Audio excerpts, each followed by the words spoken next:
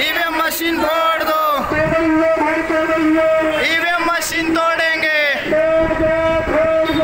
EVM machine फोड़ दो, EVM हटाओ, EVM हटाओ, देश बचाओ, ईवीएम हटाओ, देश बचाओ, ईवीएम हटाओ, ईवीएम हटाओ,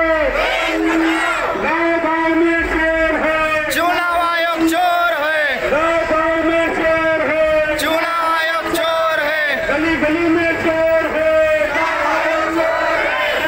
गाँव में चोर है, चुनाव आयोग चोर है, चुनाव आयोग चोर है, चोर है भाई चोर है, चोर है ये चोर है,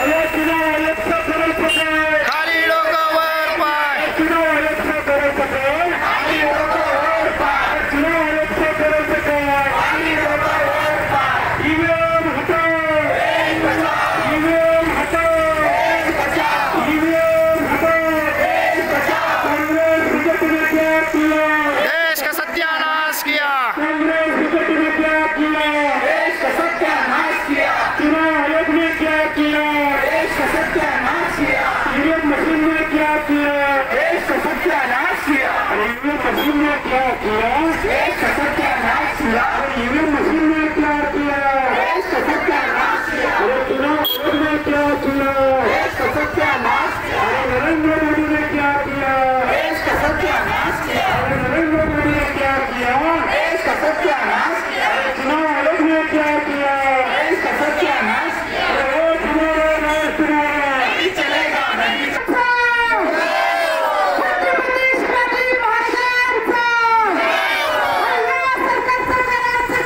खाली डोका वर्दी पाय, खाली डोका वर पाय, नहीं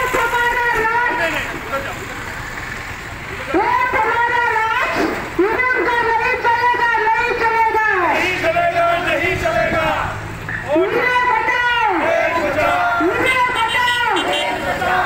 आगे काढे बघा जमबहादूर,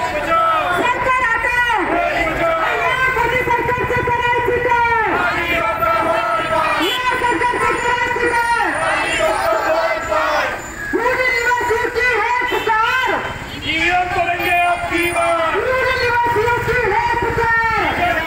आपकी बार,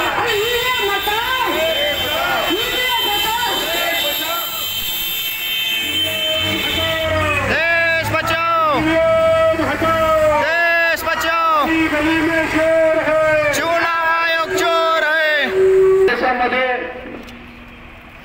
जे बीजेपीच्या माध्यमातून अराजकता फैलवली जात आहे त्याचं कारण जर बघायला गेलं आणि जे शहरामध्ये ज्या अनेक समस्या निर्माण झालेल्या आहेत, मग त्या विद्यार्थ्यांच्या असतील, मग त्या शेतकऱ्यांच्या असतील, मग त्या कामगारांच्या असतील किंवा महिलांच्या असतील, या सर्व ज्या समस्या निर्माण झालेल्या आहेत त्या समस्या निर्माण होण्याचं कारण जे आहे ते इलेक्ट्रॉनिक वोटिंग मशीन, हे इलेक्ट्रॉनिक वोटिंग मशीन मधून जे नाजायज सरकार निर्माण केलं जात आहे आणि या देशामध्ये अराजकता पसरवली जात आहे, त्याला एकमेव कारण आहे ते म्हणजे इलेक्ट्रॉनिक वोटिंग मशीन.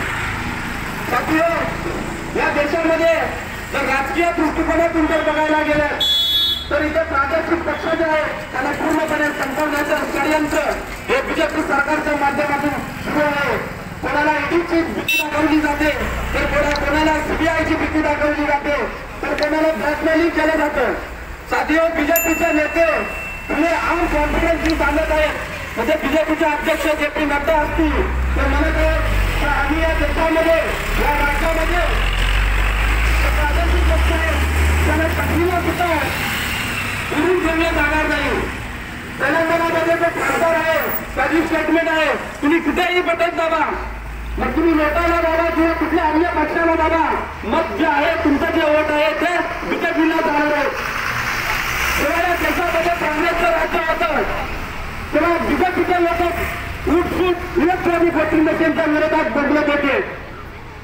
आता जे प्रधानमंत्री नरेंद्र मोदी साहेब हे त्या काळामध्ये म्हणाले होते की या देशामध्ये जर पारदर्शकता पाहिजे असेल तर या देशामध्ये पारदर्शकता निवडणूक झाली पाहिजे असेल तर बॅलेट पेपरने निवडणूक द्या. माननीय मोदी साहेबांना माझं आव्हान आहे, आज सरकार तुमचं आहे, तुमच्याकडे जनमत आहे, तुमच्याकडे 56 इंचा सीना आहे. माझा तुम्हाला चॅलेंज आहे, जर तुमच्याकडे जनमत असेल, तुमच्याकडे 56 इंचा सीना असेल तर इलेक्ट्रॉनिक वोटिंग मशीनच्या ऐवजी तुम्ही बॅलेट पेपरच्या माध्यमातून तुमचं जनमत साध्य करा. तुमच्याकडे जर जनमत असेल तर इलेक्ट्रॉनिक वोटिंग मशीन सोडून इलेक्ट्रॉनिक मशीनच्या ऐवजी बॅलेट पेपरच्या माध्यमातून तुमचं सरकार स्थापन करा आणि तुमचं जनमत हे डोळ्याने पाहू. मी बहुजन मुक्ती पार्टीच्या माध्यमातून या बीजेपी सरकारला आवाहन करतोय, जर येत्या 2024ला लोकसभेच्या निवडणुकीच्या माध्यमातून जर तुम्ही बॅलेट पेपरवर निवडणूक नाही घेतली तर पनवेल तालुका बहुजन मुक्ती पार्टीचा अध्यक्ष म्हणून तुम्हाला आवाहन करतोय की प्रत्येक बूथवर आम्ही इलेक्ट्रॉनिक वोटिंग मशीन फोडल्याशिवाय राहणार नाही.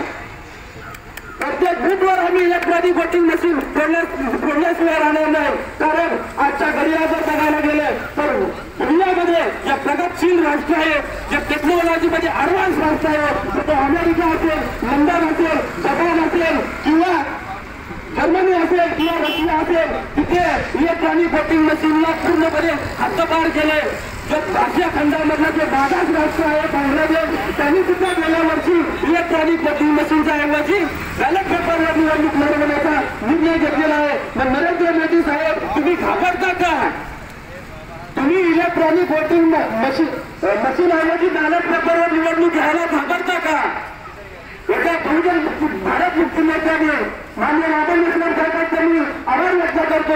त्यांनी आंदोलन छेडले आहे. येत्या 31 डिसेंबर 2024ला जे काही महामोर्चाचा निवेदन त्यांनी केलेलं आहे आणि महामोर्चा जो आयोजित केलेला आहे त्याला पनवेल तालुक्याच्या माध्यमातून बहुजन मुक्ती पार्टीचा मोठ्या प्रमाणात पाठिंबा असणार आहे. मला आयोजकांनी बोलण्याबद्दल ही संधी दिली आहे, मी त्यांचा आभार व्यक्त करतो. मला वाटतं भारत देशातली जनता सुद्धा फार त्रस्त झालेली या सर्व निखरेगिरीपणाने. कारण की झालं तर बीजेपीचा नेता स्वतःची हुकुमशाही आणि दंडशाही सामान्य जनतेवर ते दाखवतात. आपण अनेक व्हिडिओ बघतो, ईव्हीएम मशीनच्या माध्यमातून त्यांची जी विजयगिरी चालू झालेली आहे ते आम्ही चालू देणार नाही. कारण डॉक्टर बाबासाहेब आंबेडकरांनी हे जे संविधान या देशाला दिलेलं आहे, या संविधानामुळे भारत देश आणि भारत देशाची जनता सुखी आहे. पण जर संविधानाच्या विरोधात जर काम करत असताल तर तुम्हाला तुमच्या हक्कात दाखवल्याशिवाय राहणार नाही. कारण की आम्ही बाबासाहेबांच्या विचारावर चालणारे आहोत, आम्ही संविधानाला मानणारे लोक आहेत. तुम्ही ज्या ईव्हीएमचा मतलब आहे एव्हरीवेअर फॉर वोटिंग, पण हे आम्ही हे देणार नाही. तुम्ही सामान्य जनतेची फसवणूक करत आहात. आणि सर्वात मोठी खंत मला विषय वाटतो की चुनाव आयोग दबाव कमी का मागत आहे सरकारच्या. चुनाव आयोगमध्ये एवढे सर्व क्वालिफाईड संविधानाला मानणारे लोक आहेत, तर तुम्ही केंद्र सरकारच्या दबावाखाली का मागत आहात? माझी विनंती आहे या प्रशासनाला आणि या सरकारला की जनतेचं जर तुम्ही सहशक्तीच्या पद्धतीने जर तुम्ही तुमच्या ईव्हीएम मशीनचं जर ब्लॉक झाले ना तर तुमचा अंत लवकरच होणार आहे. कारण या देशाचं खरं पुरेचं नेतृत्व ईव्हीएम मशीनच्या माध्यमातून जे करत आहेत ते आदरणीय रामन मिश्रा साहेब करत आहेत. मी त्यांचे शाब्दिक समानाने खरंच आभार मानतो की त्यांनी या गोष्टीला या ईव्हीएम मशीनचा जे कोणी बंद फोडला असेल तर रामन मिश्रा साहेबांनी फोडलेला आहे. पूर्ण भारतातली जनता त्यांच्या सोबत आहे. ईव्हीएमच्या विरोधात मला वाटतं सर्व जनतेने विचार करणं खूप गरजेचं आहे. कारण की आपला अनमोल मतदानाचा कुठेतरी गैरवापर होत आहे. तो आपला अधिकार कुठेतरी तो गैररित्या वापरत आहे. प्रत्येक आपलं मत चोरी जात आहे. या गोष्टीचा सर्वांनी डोळे उघडे करून विचार करायला पाहिजे आणि ईव्हीएमच्या विरोधात सर्वांनी अंदाज उतरायला पाहिजे. हा लढा फक्त आमचा नसून हा लढा सर्वांचा आहे. ज्यावेळेस तुम्हाला समजेल की तुमचे हक्क आणि अधिकार कुठेतरी माध्यमातून चोरले जात आहे त्यावेळेस तुमचे डोळे उघडतील. कोणत्यावेळेस फायदा होणार नाही. त्या बंधूला आणि भगिनीला तुम्हाला विनंती आहे या ईव्हीएमच्या माध्यमातून जो काही चोर किंवा जो काही प्रकार होता आहे तो अतिशय निंदनीय आहे. तेव्हा सर्व भारतीयांनी आणि सर्व जनतेने उघड्या डोळ्यांनी आपल्याला बॅलेट पेपरच्याच माध्यमातून निवडणुका घ्यायच्या. आजच्या मोर्चाचं तेच संदेश आहे की बॅलेट पेपरच निवडणुका व्हायला पाहिजे. आयोजकांनी मला जे संधी दिली त्याबद्दल मी त्याचे आभार मानतो. जय भीम जय भारत. आज 16 तारखेच्या दुसऱ्या टप्प्यामध्ये अधिकारी सकाळी जिल्हाधिकारी संघे त्यांच्या मैदानावर आम्ही आपल्या विरोधात मोर्चा आणलेला आहे.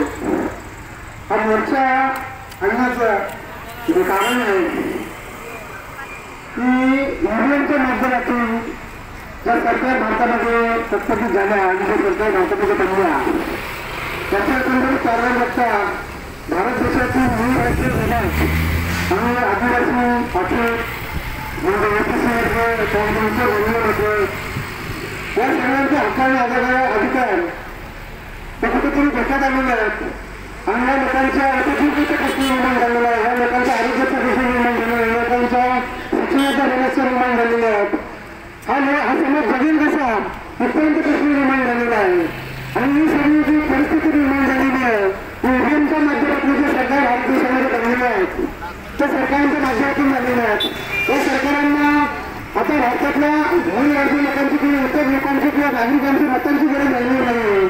हे जे सरकार आहे ते ईव्हीएमच्या माध्यमातून घोटाळा करून त्यांची सरकार निर्माण करत आहे. आणि हे सरकार ईव्हीएमच्या माध्यमातून निर्माण झाल्यानंतर त्याच्या लोकांची कुठली मतांची किंवा गरज पडली नसल्यामुळे आता या लोकांना जनतेच्या समस्या, जाती समाजाच्या समस्या, धार्मिक लोकांच्या समस्या, विद्यार्थ्यांच्या समस्या, आदिवासींच्या समस्या अशा लोकांच्या कुठल्याही समस्या सोडवण्याची गरज राहिली नाही. त्यामुळे हे देवबंदशाही सरकार आता भारतात निर्माण झालेला आहे. आणि हा देवबंदशाही सरकारचा कारभार हा कुठेतरी हुकूमशाही घेऊन चाललेला आहे. आणि हा सरकारचा कारभार जर थांबवायचा असेल तर या देशामध्ये ईव्हीएम पाहिजे पाहिजे, ईव्हीएम रद्द झाली पाहिजे आणि बॅलेट पेपरच्या निमित्ताने इलेक्शन झाले पाहिजे. यासाठी हे आंदोलन करत आहेत. आणि भारत मुक्ती मोर्चाच्या माध्यमातून कल्याण आणि नांगाव असं रायगड जिल्ह्यात 2 नगर आम्ही आंदोलन घेत आहोत. आणि जनतेला विनंती करत आहोत की 31 तारखेला आम्ही दिल्लीवर मोर्चा घेऊन चाललेला आहे. भारत देशात हा पहिला मोर्चा आहे. निवडणूक आयोगाच्या दिल्लीत मोर्चा येणार आहे. आणि या मोर्चाला इतर राजकीय पक्ष, स्थानिक राजकीय पक्ष, जिल्ह्यातले राजकीय पक्ष, महाराष्ट्रातले स्थानिक राजकीय पक्ष असतील यांनी इथं साथ करायला पाहिजे. इतर जाती समाजाच्या लोकांनी इथं आपल्याला सहयोग करायला पाहिजे. आणि नागरिकांनी आंदोलनात जास्तीत जास्त सहभागी व्हायला पाहिजे. ज्यांना दिल्लीपर्यंत येणं शक्य नसेल त्यांनी तालुका लेवलला त्यांचे आंदोलन त्या निमित्ताने करायला पाहिजे. ज्यांना शक्य असेल त्यांनी जिल्हाधिकाऱ्यांवर जाऊन सुद्धा आंदोलन केली पाहिजे.